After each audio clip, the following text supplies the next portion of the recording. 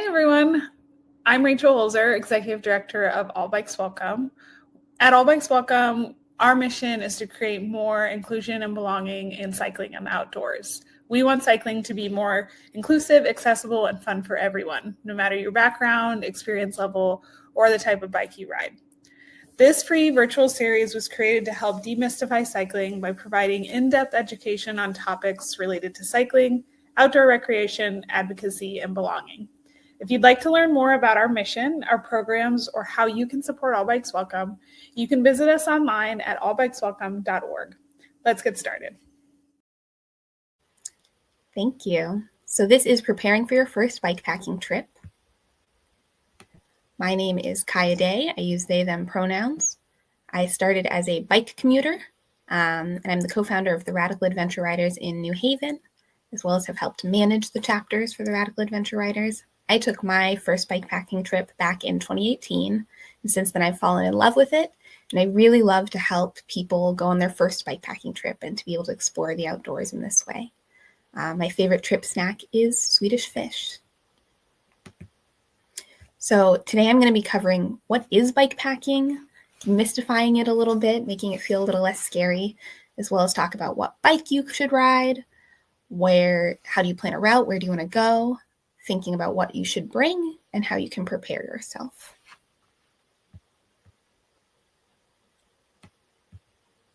So what is bikepacking? There are a lot of definitions out there. One that's very common is that it's the bike equivalent of backpacking, right? Going into the back country on a bike. Some people kind of define it as thinking more about what bags you're bringing and the level of like how much weight. Is it ultra light? Are you bringing more soft bags attached to the back rather than like a bike touring setup with panniers and bringing a lot of weight on the front and the back of your bike? And some people like to define it more around the challenge and the adventure, rooted in some of the really famous bikepacking races that go across the country and across the globe. For me, it's elements of all of this. I think one really big piece of bikepacking is the mixed terrain, as well as the backcountry, going into more remote areas, a little bit of wild camping, and just the self-sufficiency that those conditions require when you're going on a mix of pavement and gravel roads and single track, and you may be finding campsites and getting your own, purifying your own water in ways that you might not when you are bike touring or doing a trip on purely paved roads. So some people, bikepacking sounds really scary. I just want to demystify it and say it's about having fun. It's about personal challenge. What's challenge for you, not necessarily challenge for someone who's done a cross-country bikepacking race, but what feels good to you, what is about your personal growth and excitement, as well as a little bit of self-reliance and empowerment. I think bikepacking to me is really about having fun, connecting with nature, and respecting nature as well, right? Leave no trace. It isn't about, overdoing it and going so hard that you burn yourself out. It's not about the bags or the bike or the gear. It's not really about trying to keep up with the Joneses and make sure that you have all the coolest, lightest gear, or, just going out there and suffering for suffering's sake. Sometimes bikepacking and the challenge and the adventure can suck people in and it sounds really scary, but I want to say that bikepacking is what you want to make of it. It's about having fun on your bike, going out into nature on your bike, and challenging yourself however that feels good to you. So some principles that I live by, and when people come on trips that I have created or am leading, I say no apologies. No saying sorry for being slow, or for being tired, or even for being grumpy. Of course, don't be mean, but there's no reason to apologize for being yourself and, riding your bike all day. That's really what it's about. Aim for the growth zone, right? You might not be comfortable the whole time, but you shouldn't you push yourself so much that you're stressed. So you want to know your limits and what your resources are so that you can have a really good time and challenge yourself, but in a way that's allowing you to grow and learn, not to over stress yourself. So what sort of bike should you ride? This is one of the biggest questions that I first get when I talk about bike packing. I first want to just start with the bike you have is probably the best bike to ride. I do not think that going for your first bike packing trip, you should buy a new bike. You may want to borrow a bike if your bike really has some limitations that's going to get in the way of you having a really safe and successful trip. But there are lots of ways to make a lot of bikes work, especially for a shorter first trip when you're going bike packing. But some things to look for, right, are comfort, function, and carrying capacity. So you want the bike to fit you. If it's your bike and you've been riding it for a while, that's great. You want to be able to comfortably stand over the top tube. You want to have, ideally, multiple hand positions on the bike, but that's not a deal breaker. But you want to have comfortably ridden long distances without pain. That's really key. You want the bike to fit you and for it to be comfortable to ride for a long distance and for many hours. You want the bike to be functional, right? So you want multiple gears and you want them to work. You want to know how to use those. And you want strong and functional brakes, both rear and front. And you want to make sure that the bike isn't damaged. It hasn't been in a big crash. There are no real issues with it. The fork isn't bent or anything like that. Likely, if you've been riding it regularly, it is functioning. But if you've been riding it and maybe it needs a little tune-up, going for that tune-up right before you go on a biking trip can be a really great idea. And then you want carrying capacity. So you want to have maybe mounts for racks on the back or the front. You definitely want to have bottle cages. You want to be able to carry water easily. Usually you want a rigid fork, so the fork's that front part of the bike, and that can help you attach more bags to that. But really you want to just have room for a big bag of some sort in the front and a big bag of some sort in the back. So that could be a saddle bag in the back and a handlebar bag in the front. That could be a rack and then you attach panniers on the back, or a mix of kind of these things. But you really want to be able to carry your camping gear on your bike. And so having mounts and having a rigid fork can make that really helpful. Some things to watch out for are if you don't have any mounts, if the gears on your bike are just really hard, they're really high and for going really fast, that can make it, when you have a lot of weight on the bike, harder to go up hills and maybe make it so you have to walk a lot of those hills.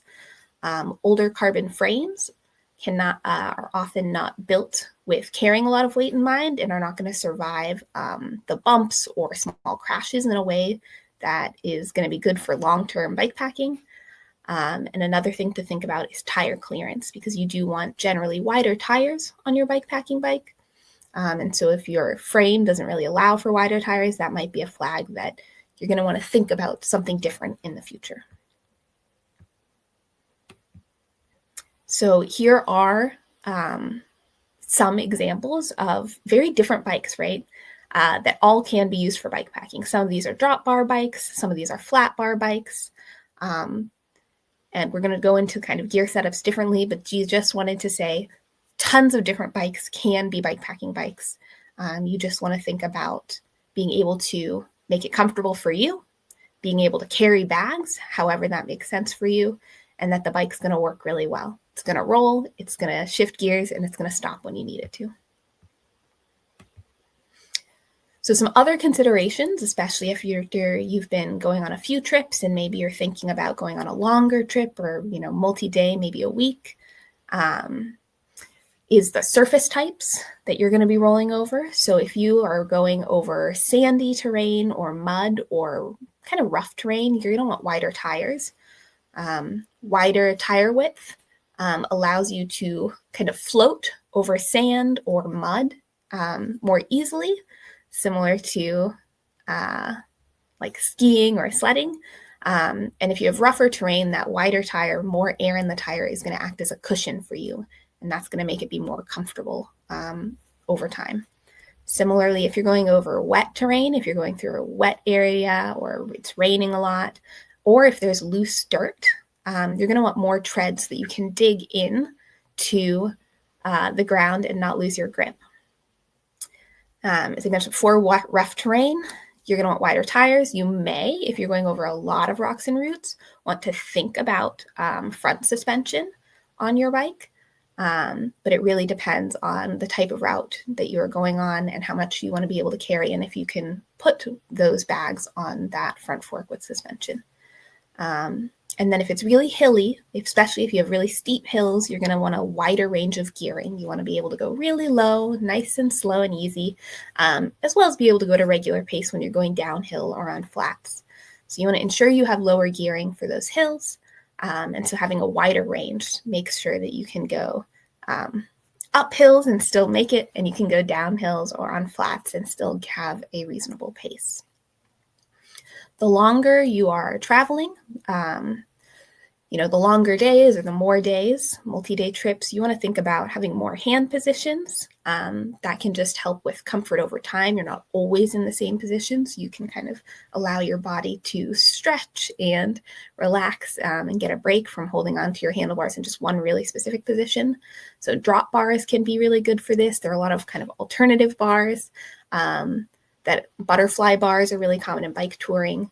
But there are some different shapes that can be really helpful for alleviating kind of some of the stress of being in one position all day, multiple days in a row. You also might want to think about less aggressive riding positions. So kind of the further forward and down your handlebars is more aggressive. So you can think about where your seat is and where your bars are. If your bars are higher than your seat, it's a little less aggressive. If your bars are lower than your seat, it's a pretty aggressive riding position. And so for longer trips, for comfort, it can be helpful to think about having that at the very least be neutral. And sometimes people like having more swept back bars that are closer to them and a little bit of a higher, less aggressive riding position to relieve stress on their neck and back and shoulders. I think I've mentioned this multiple times now, but a wider gear range for varied terrain. If you're going, really long distance, really far, you're going to get a lot of different terrain. And so you want to make sure you have the gears to accommodate that. And a last note, if you're thinking about going to more remote areas, you want to think about really being able to have expanded carrying capacity so that if you need to carry more water or you need to carry more food for a few days, you have room to do that comfortably. You want to think about having components on your bike that you are comfortable repairing by yourself. So, that could be potentially not disc brakes. That could be rim brakes that you feel really comfortable managing. That can be making sure that you have common tire sizes that are going to be available in different areas. Often when people are touring kind of internationally, they may rely on 26-inch tires, which are very common across the world. But there are lots of ways to accommodate that. But just thinking about what components are on your bike and are you able to repair or make them work if something goes wrong and you're in a little bit more of a remote area. Particularly having cable actuated brakes rather than hydraulic disc brakes can be really helpful because cable actuated brakes you can kind of repair on the side of the road.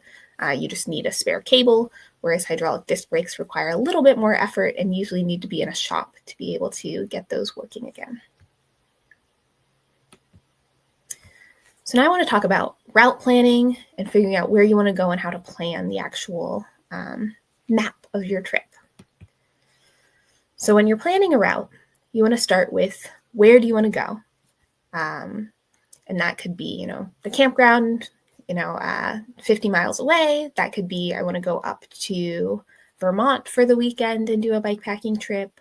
Or maybe you have heard of a trip in a particular area in the Southwest and you want to fly out there and do that trip. But start with where you want to go. And then think about how long you want to go, how many days you actually want to be traveling, and how much you want to ride per day.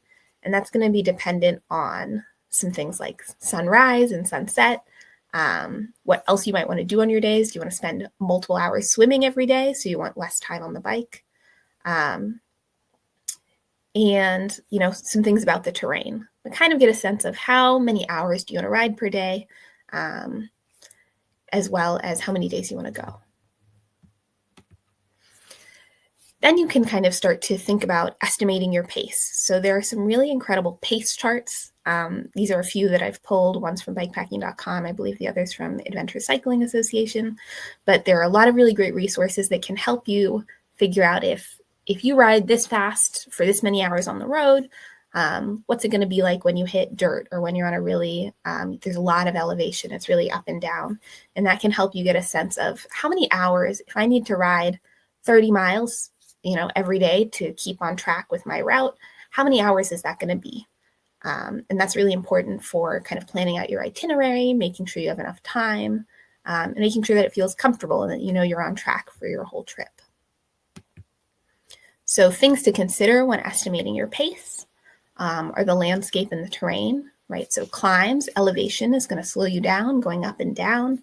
The surface types, right? If it's really bumpy and there's a lot of rocks and roots, or if there's a lot of sand, that might slow you down. Also moisture and ice. So if it is really wet, you might be going through a lot of mud, which is going to slow you down. Ice might if there's a lot of ice in the mornings, maybe you're going to leave a little bit later to avoid it. So you want to keep that in mind in terms of thinking about how much time you'll have on the road. The season, so the temperatures, if there's inclement weather, if there is fire or flood risk. So if it is really cold, you might not want to leave as early in the morning. You also might be slower, or you might, if it is raining, you might be a little slower, or have to, put on your raincoat, take off your raincoat, which might slow you down throughout the days if there is inclement weather. And then similarly with fire and flood risk, you want to think about potentially needing to take detours. If there are going to be potential water crossings, if there's any creeks, but it's going to be really rainy, you want to think about, are you going to be able to get around those, or you might have to take detours and allow for some flexibility in your plan. And then you want to think about your pace. And so that's partially your fitness. It's about sunrise and sunset, just how many daylight hours are there where you're going. Why are you going to be stopping? You're going to be stopping for water and food, potentially for recreation, and how much time do you want to allow yourself to be off the bike and exploring and having fun? Maybe you want to leave camp really late every day. So think about the number of hours that you are going to be riding, as well as kind of the pace at which you're going to be riding. And one last thing to consider is transit schedules. So if you are just biking for the day and you don't, you're not crossing any bridges, or you don't rely on any ferries or anything like that, you can kind of skip this one. But sometimes when you are on a long trip, you might be using a ferry, or you might be taking a train down to get started. There may be bridges that may open up for boats to pass or something like that. And so you want to think about any other potential delays that might happen from some of those transit schedules.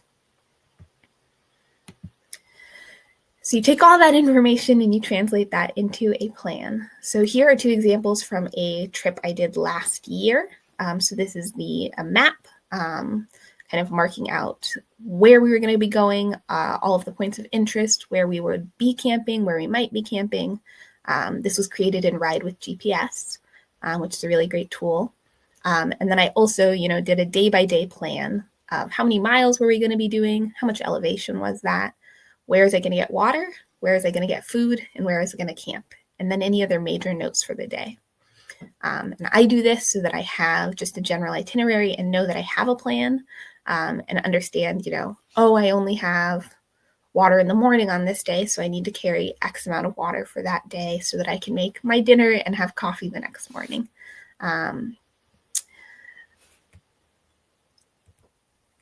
And so there are some really great route planning resources.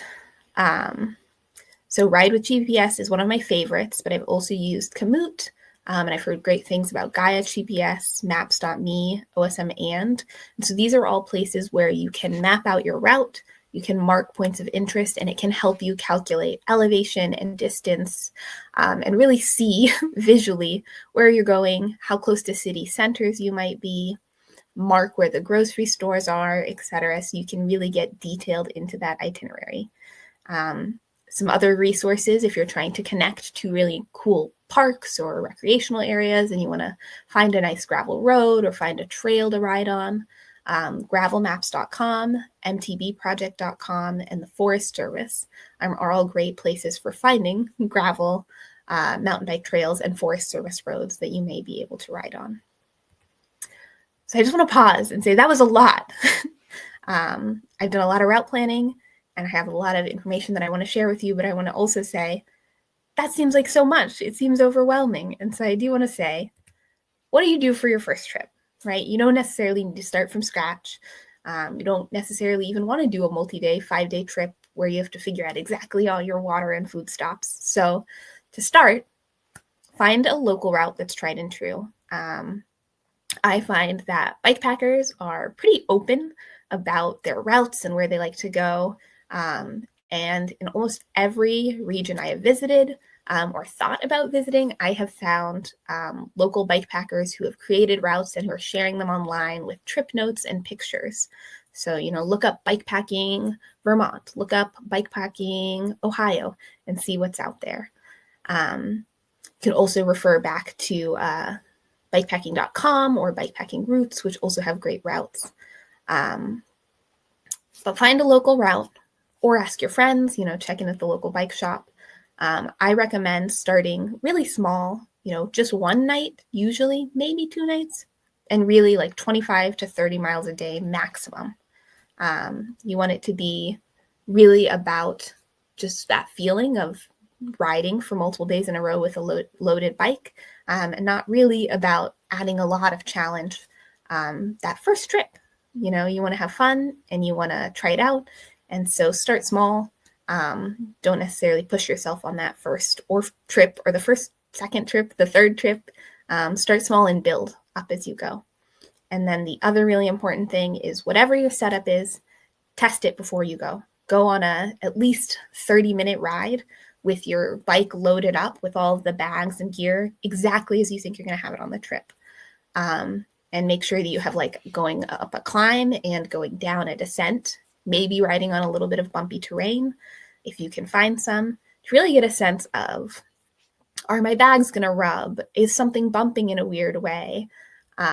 Is something just uncomfortable and I don't like it? You want to figure that out before you leave rather than that first day when you're on the trip.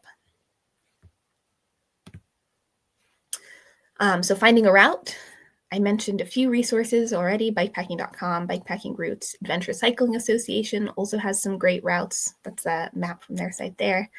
So they've got planning info for multi-day trips, and they've got overnighters across the country and globe. And these 3 sites also have a lot of information about where to camp, the best times to go, points of interest, etc. I also think there are a lot of regional resources that people can rely on as well. So the last piece on route planning is just safety planning. You want to make sure that you know the terrain, the amenities, and the wildlife on route. Identify where there are hospitals or bike shops, really city centers, just so you have that in the back of your mind. Right before you go, you want to make sure you check the weather. What's the forecast, what's going to be happening while you're out there. Look up parking or traffic alerts. Sometimes there might be a really big fair or a festival and some roads might be closed. Or you might be detoured, and so you just want to have an idea of how that's going to affect your trip. Always I figure out your bail points and have a backup plan. If I'm going for a 5-day trip and it's a loop, I will, make a note to think about if I need to turn back, when's the point, what day should I decide that, so that I have enough time to get back and feel comfortable riding that distance back. Or here's where the shortcut would be to get back to where I started. And then when you leave, no matter where you're going, share your route and your trip plan with a trusted contact or two, just so they know where you're going to be. They can check in with you. And I also, as almost always, try to have someone on call who, if they're in the area or close by, would be able to pick me up or meet me at the beginning if I have an issue with my bike, or, I'm in pain and I just don't want to do the ride anymore, figuring out a plan B so I can bail safely. So we've talked about the bike, we've talked about the route. I want to talk now about the gear. What should you bring? So there were a lot of really great packing list resources online, but at a high level, you want a sleep system, right? You want a tent, a sleeping bag, a sleeping pad. You want your clothes. You want kitchen supplies, both to cook and your food and your water and water purification. You want your toiletries, whatever you need to take care of yourself, soap, toothbrush, toothpaste, lotion, electronics. You want to make sure you have, your phone cords, maybe some headphones, lights, certainly for your bike and for a camp, a headlamp, and a way to charge all of those. And then also you want to make sure you have a safety kit, a first aid kit, a bike repair toolkit, and just any supplies in case of emergency. So how do you pack? You want to keep heavy items low and centered on your bike. Bikes are designed for when we're thinking about turning safely and braking. They're designed for the weight to be on your seat and on that pedals, right? That's where you're sitting. That's where your weight is. And so when you're packing, you want to think about bringing all of the heaviest items, bringing them close to where your weight on the bike would be. So you want to group items often by when you'll use them. So like putting all your kitchen supplies together or putting all your sleep supplies together. I will often pack my sleeping bag, my pillow, and my pajamas in one bag, right? Because I'm going to be using those at all the same time, and roll that up. Sometimes I'll even put my headlamp in there because I know I'm going to open that up when I get to camp. Or by how often you'll use it, right? If it's something that you're using all the time, you're just getting out of your bag in and out, you probably want that really accessible. So you might put that in your handlebar bag.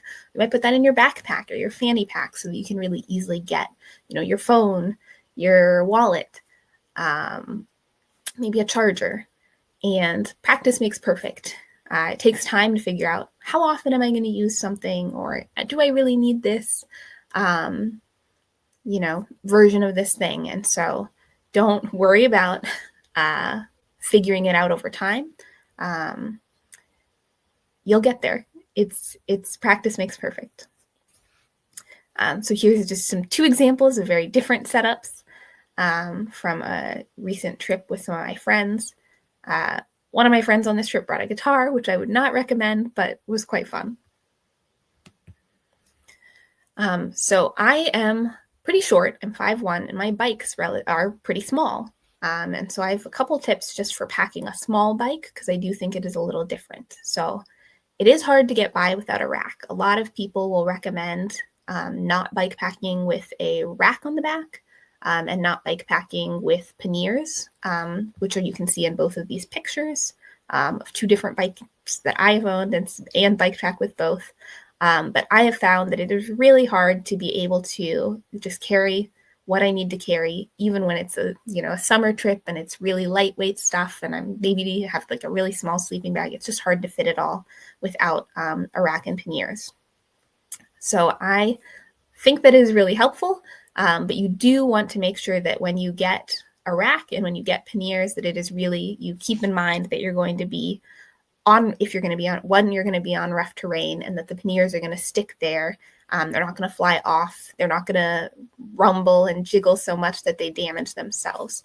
So sometimes putting on extra straps to make sure that they're really secure, looking at the way they attach to the rack and thinking about if they can fly off in a really bumpy area, then you definitely want to have something to secure them in another way to the rack. Volume matters more than weight. So although you definitely don't want to carry a lot of extra weight, I do think that it's really space that's limited when you have a really small bike. And so you want to make sure that you have the smallest versions of things, even if they are a little heavier, just so you can actually fit them in the bags that you're carrying. I often use a backpack to help me carry the more voluminous items. You do want to keep those pretty light. You don't want to have a lot of weight on your back because you're going to be riding all day with a backpack. But I like to put, sometimes snacks, potato chips, things like that in there, just a light jacket, because it's really easy to access and also means that I'm not trying to fit that into my other bags. I also recommend strategizing with your group and figuring out if there are things that you can share the load of. I often will share a tent with someone on my rides when I am bike packing, and so we will split the tent in half so that we don't have to both carry an entire tent. for the whole trip. So here are a couple more example setups. These have some handlebar bags on the front. You can see in this first picture, there's a little frame bag, and then there is a seat pack on the back. And you can see that my friend has very cleverly attached some things just even to the outside of her seat pack. And she actually does have, you can't quite see it, but there's a little front rack that is helping support the weight of that handlebar bag and the other items that are strapped up there.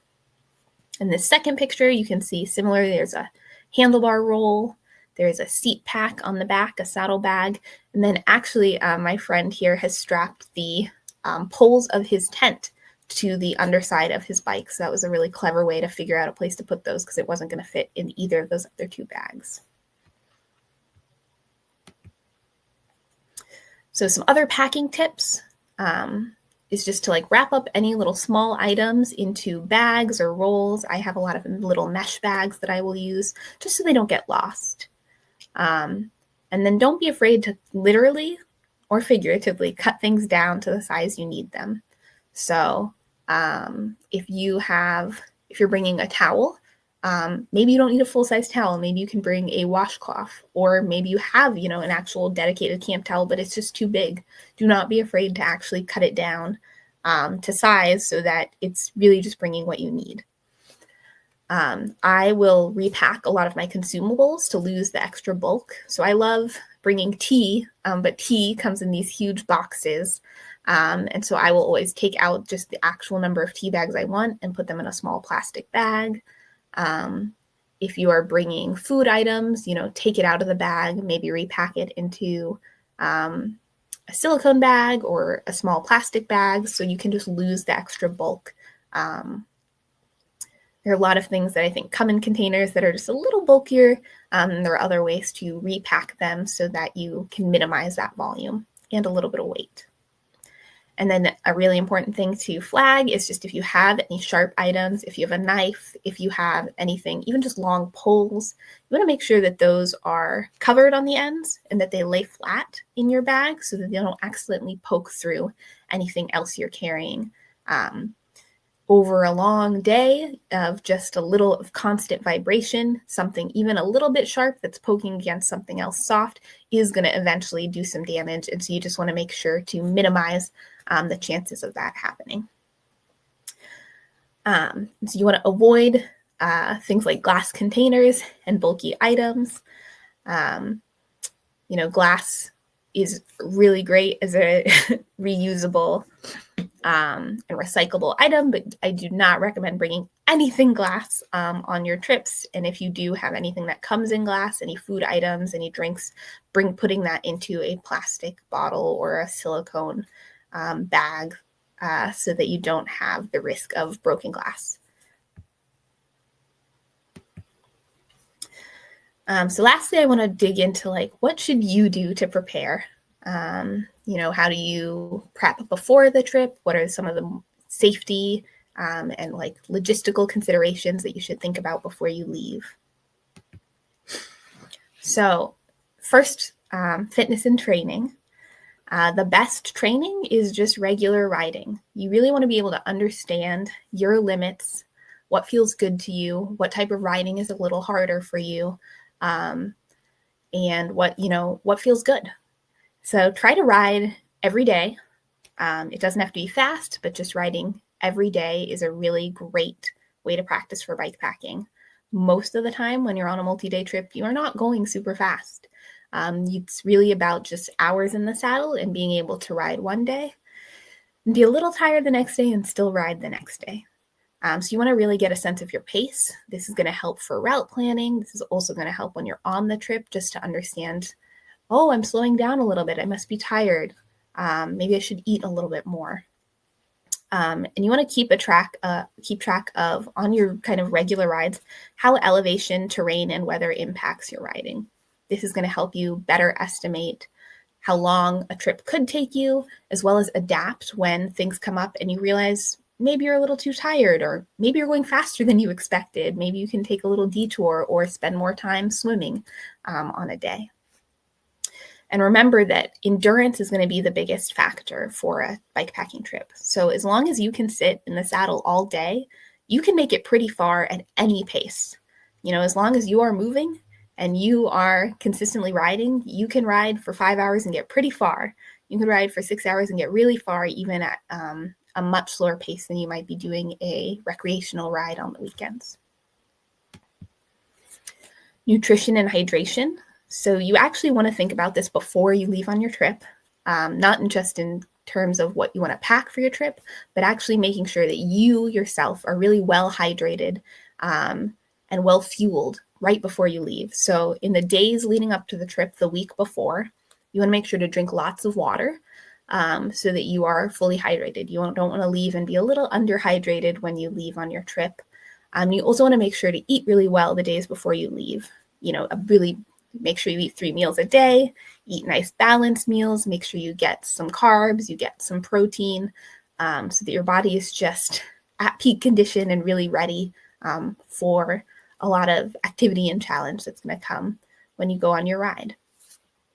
So you want to make sure that you bring enough water and drink enough that you don't get thirsty, right? If you're already feeling thirsty, that's a sign that you haven't been drinking enough water. So you want to make sure that you kind of are proactive in consistently drinking water while you're riding and while you're at camp. And make sure that about half of your water is supplemented with electrolytes, so something like salt and sugar to make sure that you retain that water, or make a point to eat salty and sugary foods as you're hydrating throughout the day. But if you're just drinking a lot of water and you are not balancing your electrolytes, it's not going to stick with you and it's not going to hydrate you as well. And then you want to make sure that you eat 3 meals a day and you snack along the way. So you don't want to eat too much at once. It might be hard to keep going if you eat like a really big meal or eat a really big snack. I definitely recommend 3 solid meals a day and taking a break after lunch and then continuing to ride. But also just think about kind of continuously eating. I try to eat something about every 20 minutes while I'm on the bike. So just a bite of a bar or a handful of some Swedish fish, just to make sure that I am constantly giving myself energy throughout the day. You want to think about leaving no trace in all you do. And so this does mean planning ahead and preparing to think about what impact on your environment could you have and how can you minimize that. So you want to travel and camp on durable surfaces, and you want to think about when you're riding and where you're riding. If it's muddy, if there's a big puddle or something like that, you want to stay on trail as much as possible and not leave bike tracks or skid marks the places that you're going. And so thinking about when you might need to walk, where can you camp to make sure that you are not impacting the ground in particular ways, where can you store your bike overnight to make sure that you are on durable surfaces and are minimizing your impact on the land. You want to dispose of waste properly, right? So if you pack it in, pack it out. If you need to use the bathroom in the wild, make sure you actually use a proper cat hole and pack out toilet paper, pack out any menstruation products, things like that. You don't want to leave that behind. You want to leave what you find. So, admire nature, explore the wild, engage with it, but don't take things from the, wild remote places that you are in. And then you want to also, of course, minimize campfire impacts, respect the animals and plants around you, and be considerate of others. So if you're on trails and you're sharing those trails with hikers or people riding horses on a bike, you should pause and let them go past because they have the trail right of way. So now I want to talk about some kind of just like tips for riding. Riding with a lot of weight can feel a little different, and riding day after day can put stress on your body in a way that you might not expect. And so some tips whenever I'm riding with someone who's going on their first bikepacking trip that I'll say to them are these things. It's just you starting off day one, you might feel really fresh and really good.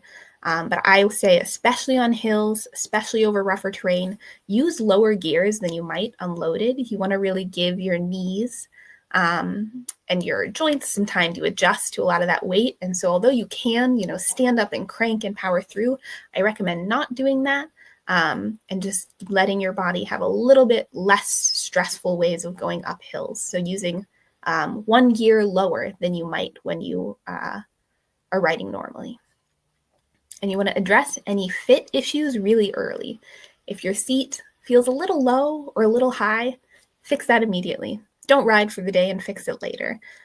If something is in the, if you have a bag that is rubbing on your leg, or something is in the way of like where you normally want to put your hands, get that fixed early. You don't want to compound those issues by riding like that for many hours. You want to get off your bike when you need to. There are going to be times, this is a picture of me hiking a bike, when you do need to hike a bike. You might run into some unexpected terrain. It might be wetter than you expected. It might be sandier than it expected. The hill might just be steeper than you expected, and maybe you didn't shift into the right gear early enough. It is absolutely okay to walk, and giving your body the rest you need, getting up the hill or over the rocks the way that makes the most sense for you is going to be really important. So know your limits, adapt to the environment in a way that is going to work for you. And then lastly, I think the first day you feel fresh, but often the second day you wake up and you feel a little sore and you feel a little tired. You get back on the bike and it feels bad. Your butt hurts, it's a little sore. And I have found that usually that first 20 minutes getting back on the bike in the morning and after lunch they feel hard. They feel harder than maybe you should. And I sometimes worry, am I going to be able to do this? Take it easy, give yourself some grace, and just keep pedaling and see how you feel after 20 minutes. Don't push yourself those first 20 minutes. Just go and see how you feel once your body's a little warmed up to being back on the bike. So one next thing to think about is just planning for mechanicals, right? Mechanical issues with your bike. You want to make sure before you leave that you know how to fix a flat, that you feel confident about fixing a flat on your bike, that you know how to break and replace a chain, and you know how to limit out your rear derailleur. Those are just in case of emergency, but those are, I think, the 3 most common things that you will need to address on a bikepacking trip, and making sure that you know how to do them, maybe even printing out instructions of how to break and replace a chain, how to limit out your rear derailleur so you feel like you can confident that you can do that on your own if you're on the trail and you need to, or is going to be really important. You also want to identify where bike shops and hardware stores are en route. And that might just be noting where there are cities, but I cannot tell you the number of times where I have lost a bolt that I need, or I need a strap or something because something is just not working when I'm on route, and I've needed to stop in at a hardware store the next time I get to a city so that I can fix that issue. And then, of course, you do want to bring a full bike repair toolkit. And I will go into a little bit more about what's in those later. And then always make sure you have a plan B, right? So we've talked about safety planning when you're on the route, thinking ahead about what are the traffic and weather alerts. But right before you leave, these are some of the things you want to do. You want to triple check the estimated time of your route, make sure it just makes sense that you're going to have enough time every day, especially if there's changes to weather, or changes to traffic considerations. You're going to have enough time to ride every day to get where you want to camp, get where you need to go. You want to know the allergies and medical conditions of everyone in your group, so that if something comes up, you know how to address it. And then you want to verify those bail points, make sure those make sense, have that backup plan of where you might bail, who might be able to help pick you up, and share that with a friend.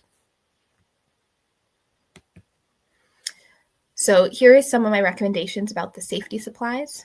And I'm not going to read out this entire slide, but for first aid, I will say there are a lot of pre-made kind of backcountry first aid kits that you can get. And they often even say, how many people, how many number of days are you going? And you can just get together a first aid kit that's really oriented for that amount of time and for being in more remote areas.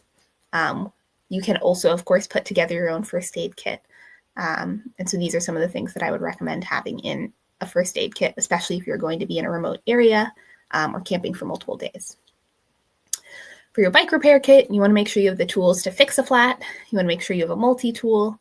You want to make sure that you have a spare brake or shifter cable, just in case, as well as kind of a chain link for your chain, and extra bolts, that anything that you have on your bike, you want to have a spare. You also will want likely some like duct tape, zip ties, extra straps, just in case. And then in terms of emergency supplies or just other nice things to have, even if you don't think you're going to need it, having a water filter or a way to purify water is really important, just in case. Making sure you have a map or a compass, a GPS device, some way to start a fire, right? Matches or a lighter, as well as having some of those, a mirror, a whistle, an emergency blanket.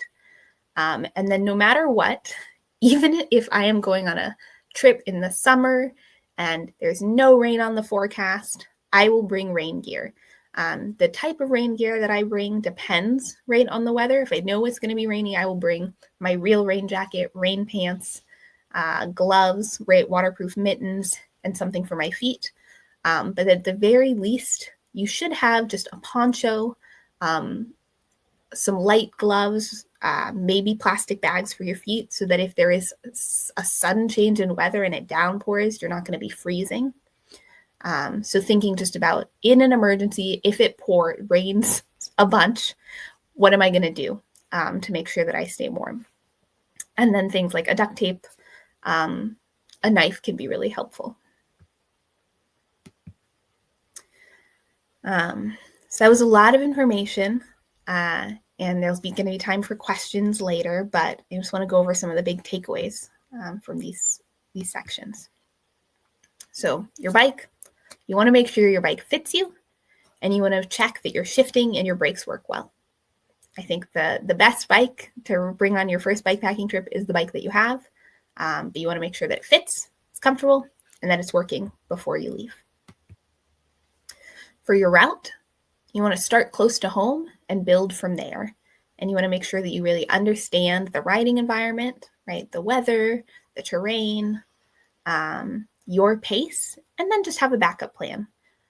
You always want to have a plan B. You might not use it, but making sure that you think about it is going to make sure that you have a much better time in case something comes up.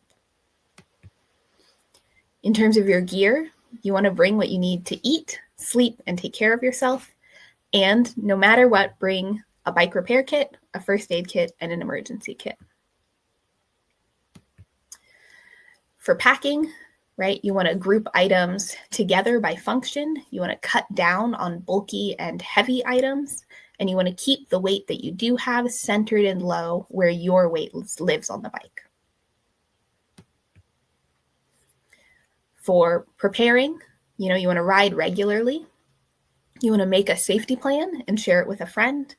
And you want to bulk and hydrate, right? Eat and drink water even before you leave for your trip. And then on the ride, listen to your body, eat and drink throughout. Know your limits and be willing to adapt and be flexible to make sure that you're having fun. So there's some really great resources online and, across different bike shops and locally, of course, as well. But these are some of the online resources that I would recommend: Bikepacking Routes, bikepacking.com, Adventure Cycling Association, as well as potentially your local Radical Adventure Riders chapter. No matter what, don't forget to have fun.